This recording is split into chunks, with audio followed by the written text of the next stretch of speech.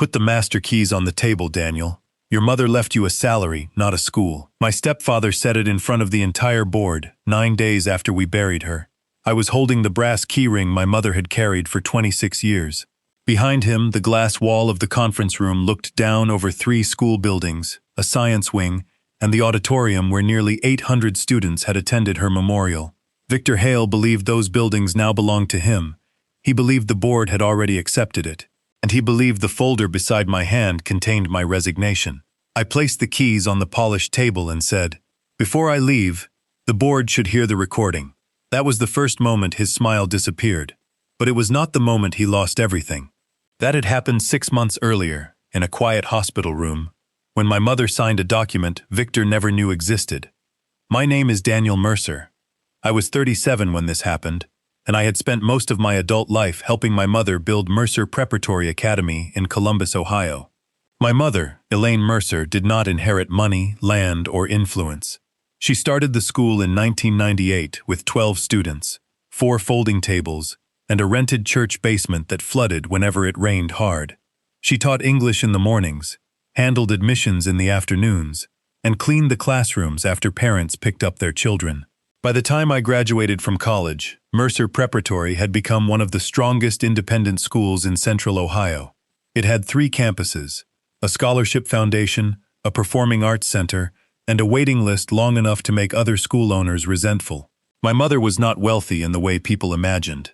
The school owned valuable property, but almost every dollar it earned went back into classrooms, teachers, buses, technology, or scholarships. She drove a 7-year-old sedan and carried the same brown leather planner until the corners curled.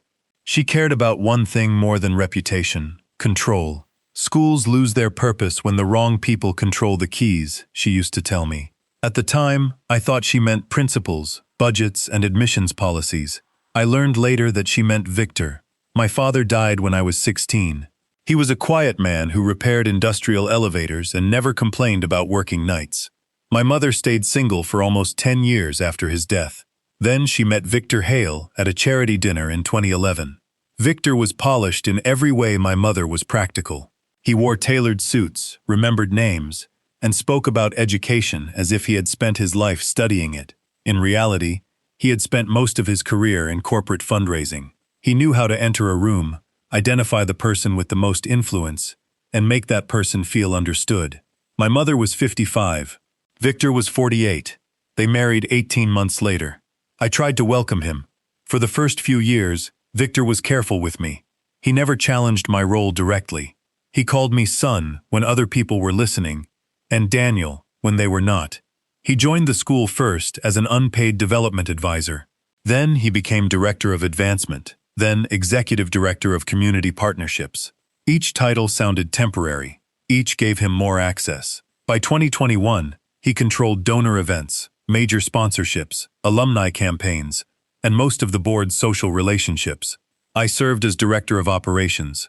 I managed facilities, transportation, contracts, security, insurance, and regulatory compliance. Victor liked to joke that he brought in the money while I made sure the toilets worked. People laughed. I did too. But I remembered every time he said it. My mother was diagnosed with pancreatic cancer in February 2023. The doctors were honest. Treatment might give her time, but it would not give her certainty. Victor became publicly devoted. He attended appointments, carried her bag, spoke to nurses, and posted carefully written updates for staff and parents. Privately, he began asking questions that had nothing to do with her treatment. Who held the property deeds? Could the Scholarship Foundation loan money to the operating company?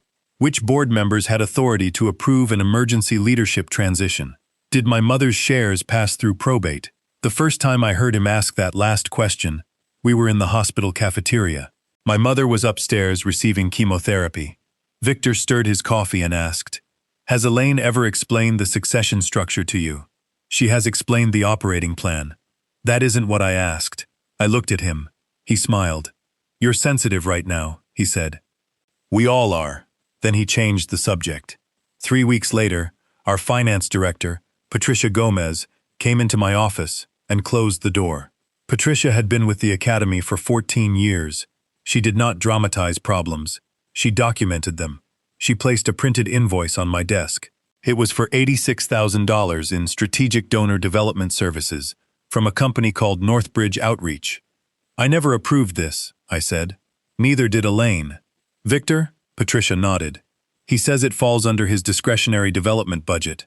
Does it? No. The invoice listed a downtown Columbus office address. I drove there that afternoon. It was a private mailbox inside a shipping store. I took photographs, checked the state registration database, and found that Northbridge Outreach had been created 4 months earlier by a registered agent in Delaware. There was no staff directory, no website, and no record of any education clients.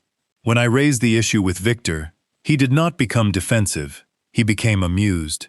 You drove to the address? He asked. Yes. That is a remarkable use of an operations director's time. Who owns Northbridge? A consultant. What is the consultant's name? You don't supervise my department. My mother does. Your mother is undergoing chemotherapy. The room went still. Victor leaned back in his chair. Then he softened his voice. Daniel, somebody has to keep this institution moving while Elaine is sick. You can either help me do that or keep inspecting mailboxes. That was when I understood the problem was larger than one invoice. Victor did not see my mother's illness as a crisis. He saw it as an opening. I told my mother about Northbridge that evening. She was sitting in her bedroom, wrapped in a gray blanket, her medical port visible beneath the collar of her shirt. She looked smaller than she had a month earlier, but her eyes were clear. Did you bring the invoice? She asked. I handed it to her. She read every line. Then she asked, Have you confronted Victor? Once. What did he say? That I don't supervise him. A tired smile touched her face. He always becomes territorial when he is frightened. Are you defending him? No, she looked toward the closed bedroom door. I am telling you that frightened people reveal what they believe belongs to them. She placed the invoice inside her leather planner. Do not accuse him again, she said. Why? Because I need him comfortable. That answer disturbed me more than anger would have. Over the next 2 months, I began noticing changes. Victor persuaded 2 elderly board members to resign for health reasons. Their replacements were people he had recruited through donor circles. He moved board packets from our internal portal to a new document platform controlled by his office. He scheduled private dinners with trustees without informing my mother, and he began referring to himself as acting head of the Mercer organization during public events. My mother heard him say it once at a scholarship gala. She was too weak to stand for long, so she sat at the edge of the stage while Victor addressed the crowd. Elaine built the foundation, he said. My responsibility is to protect her legacy and carry it forward. The audience applauded. I looked at my mother. She was not smiling. On the drive home, I asked whether she wanted me to challenge him. No, she said. Mom, he's presenting himself as your successor. I know. You're letting him. I'm observing him. She turned her face toward the passenger window. Never interrupt a person while they are showing you exactly who they are. In July, my mother called me to the hospital after midnight. Victor had gone home to shower. I arrived expecting a medical emergency. Instead, I found my mother sitting upright with a retired judge named Margaret Sloan and a technology attorney named Owen Price. Margaret had served on the school's original board. Owen had handled our trademarks and digital curriculum licensing for years. On the rolling table in front of my mother were 3 folders, a digital recorder, and her brown leather planner. Close the door, she said. I did. For the next hour, she explained what she had quietly put in place. Most people believed Mercer Preparatory Academy was a single organization. It was not. The operating company ran the schools, employed the staff, collected tuition, and paid expenses. But the land, buildings, curriculum library, school name, crest, digital learning platform, accreditation materials, and transportation fleet were owned by separate entities my mother had established years earlier. The operating company used those assets through renewable licensing and lease agreements. Victor knew some of that. He did not know the agreements contained a change of control clause. If leadership passed to anyone who failed the foundation's integrity review, the licenses could be terminated immediately. Without those licenses, the operating company could not use the Mercer name, occupy the campuses, access the curriculum, operate the student platform, or claim continuity under the school's accreditation filings. It would still exist on paper, but it would have no school to operate. My mother had also amended the foundation's governance structure. Margaret Sloan would become independent chair.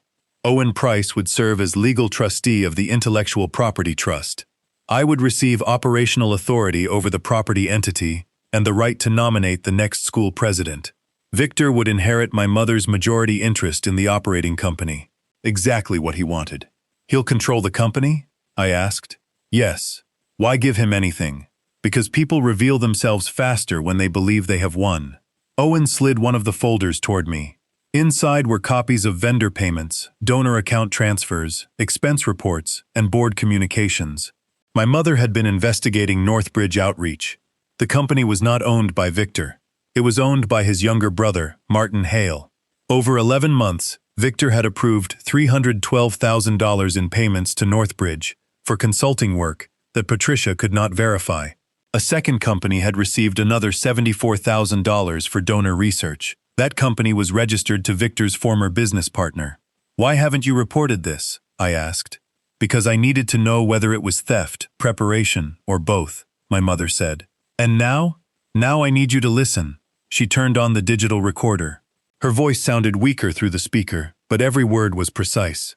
She stated that she was acting voluntarily, that she understood the documents, and that the restructuring was intended to protect the school, its employees, its students, and its charitable assets from self-dealing or unqualified control. Margaret and Owen had recorded 2 separate signing sessions with medical witnesses confirming my mother's capacity. There were letters from her oncologist and a neuropsychologist. There were board resolutions dated before her condition worsened. There were secure server logs showing when each document had been uploaded. Victor could claim manipulation. The evidence had been designed to answer him before he spoke. Why didn't you tell me earlier? I asked. Because you still react to him emotionally. I can control myself. You can now. She reached for my hand. Her fingers were cold. Daniel, he will provoke you. He needs you angry, because anger makes people look unstable. He will take your title, insult your work, and tell everyone you are grieving badly. Let him. I stared at her. You're asking me to let him humiliate me. I'm asking you to decide whether your pride matters more than 800 children. That ended the argument. My mother died 4 months later, early on a Sunday morning. Victor was beside her. I was 10 minutes away. When I entered the room, he was standing at the window with one hand in his pocket. He turned and hugged me. For the first time in years, he held on longer than necessary. Then he whispered, "We need to stay united now." The funeral was on Thursday. By Friday afternoon, Victor had changed the locks on my mother's administrative office. By Monday, he called an emergency board meeting. I was not invited. Patricia sent me a photograph of the agenda. The first item read, "Confirmation of Victor Hale as interim president and chief executive." The second read, "Review of Daniel Mercer's operational authority." The third read, "Consolidation of foundation and academy assets." Victor was not waiting for grief to settle. He was moving before anyone could examine the ground beneath him. The board confirmed him as interim president by a vote of 6-3. The next morning, he summoned me to his office, my mother's office. He had already removed her books from the shelves. A framed photograph of Victor shaking hands with the governor sat where her family picture used to be. "You voted against me," he said. "I'm not on the board. You influenced Margaret." I haven't spoken to Margaret since the funeral. That was true. He studied me. "I want your resignation by Friday." "On what grounds?" "Your department lacks strategic alignment. My department passed every state inspection for 9 consecutive years. This is not about inspections. What is it about? Trust." He folded his hands. "You have never trusted me, Daniel. Your mother knew that. She spent years trying to keep peace between us. My mother spent years protecting the school. From what?" I looked at him. He smiled. He wanted me to say it. I did not. Instead, I asked, "Will I be allowed to address the board?" "You can attend the transition meeting next Wednesday. Bring your keys." That evening, Victor sent an email to senior staff announcing that I had chosen to step away following an emotionally difficult period. I had chosen nothing, but I did not correct him.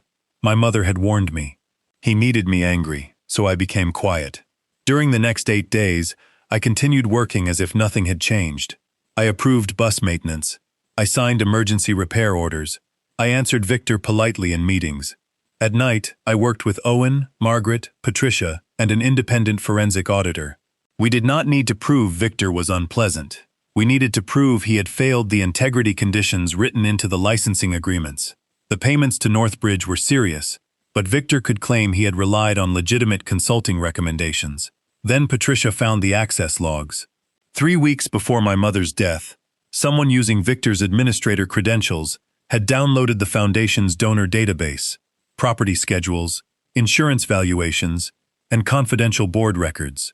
The files had been transferred to an external storage account linked to Martin Hale. 2 days later, Martin sent an email to a private investment group in Cincinnati. The subject line was, Mercer Campus Acquisition Opportunity. The attached proposal described a plan to convert our West Campus into luxury senior apartments. It estimated that the property could be acquired below market value after internal consolidation. Victor was not merely trying to run the school. He was preparing to sell part of it. That was the hidden motive my mother had suspected.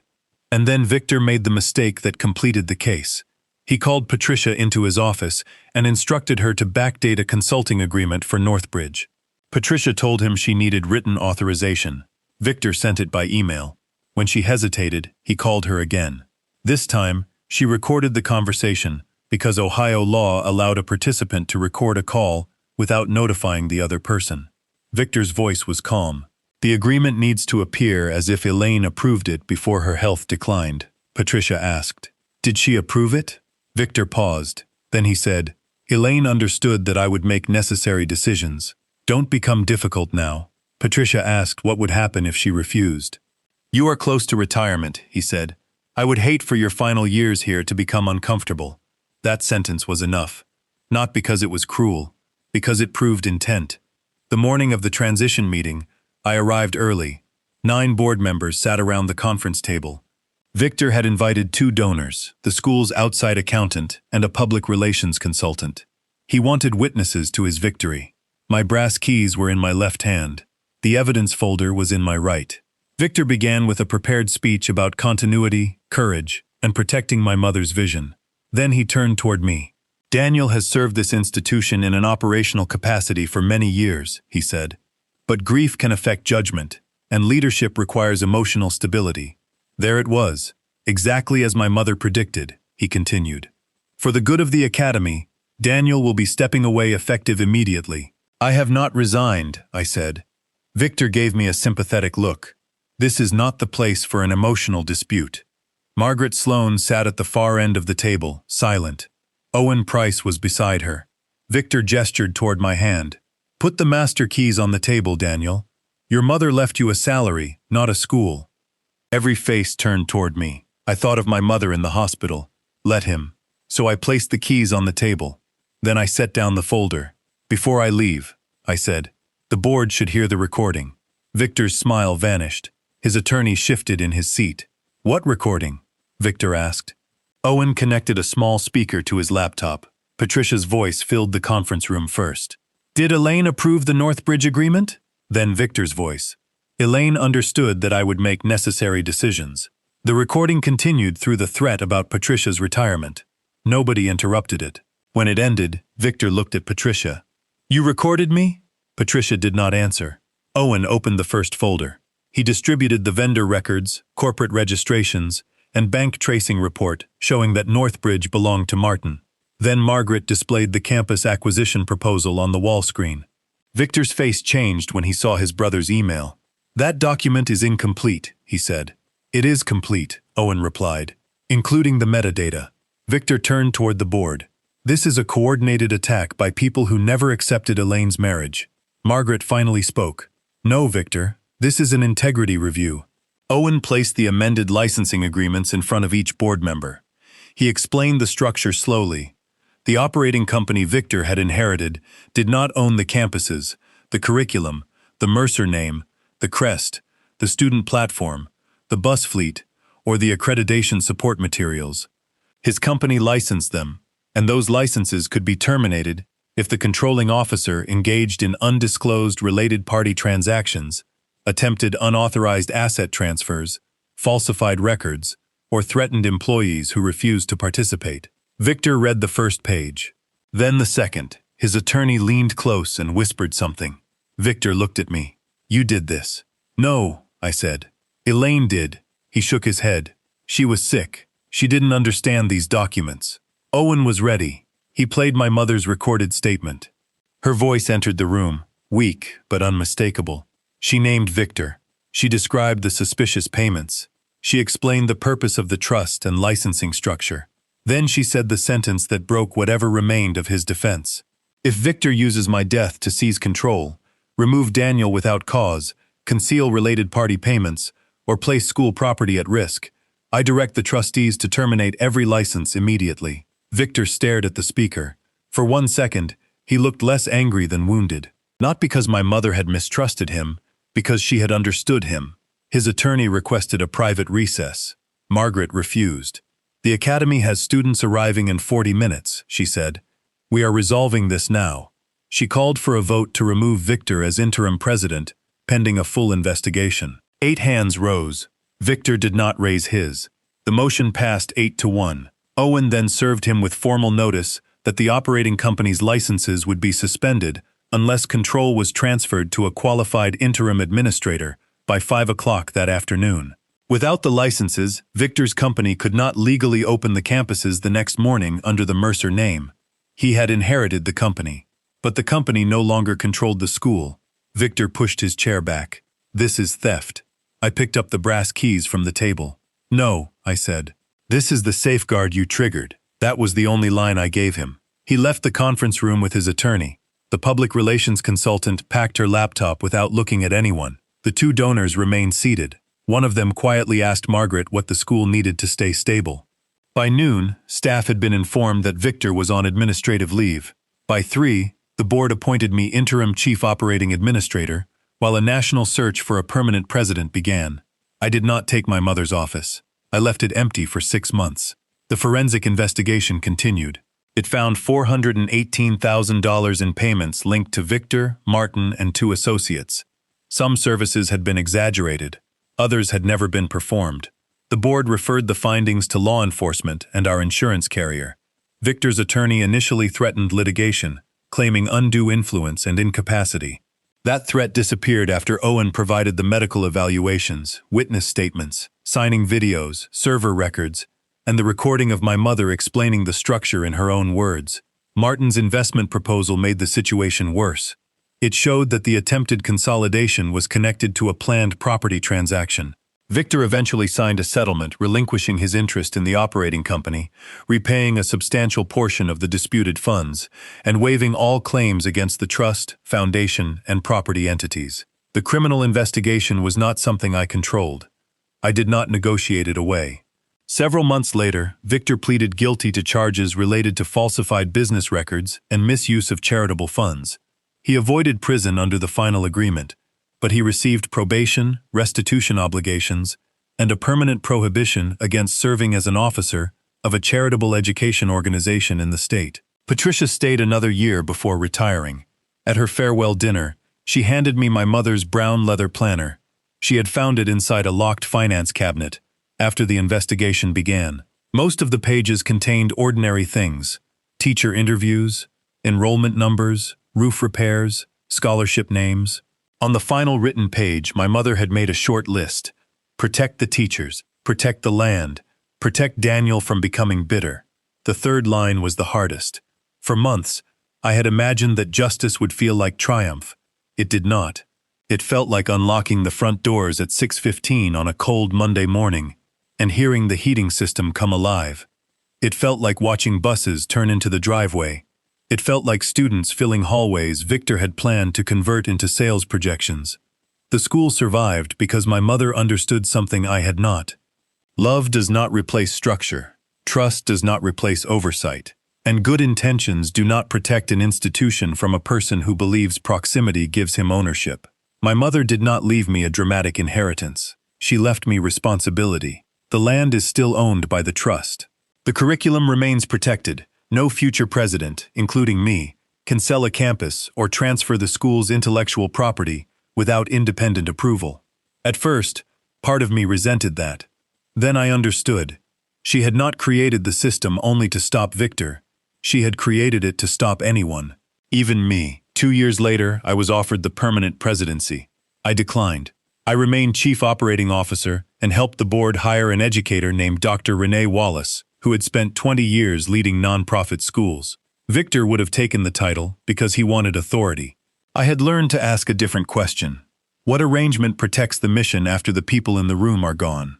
The brass master keys now hang inside a locked cabinet beside the security desk. Nobody carries them as a symbol anymore. Each key is logged, each use is recorded. My mother would have approved. Sometimes, late in the afternoon, I walk through the original building after the students leave. The folding tables from the church basement are displayed in the library now. The wood is scratched, and one of the legs has been repaired twice. Parents often assume they are decorative antiques. They are not. They are where the school began. 12 students, 4 tables. One woman who understood that building something is only half the work. The other half is making sure the wrong person cannot dismantle it after you are gone. Victor believed my silence meant I had surrendered. My mother knew better. She had taught me that silence can be discipline, evidence can be stronger than anger, and the cleanest victory is not destroying someone. It is making certain they can never again control what they tried to steal. Would you have confronted Victor the moment you found the first false invoice, or would you have stayed quiet until every piece of proof was in place?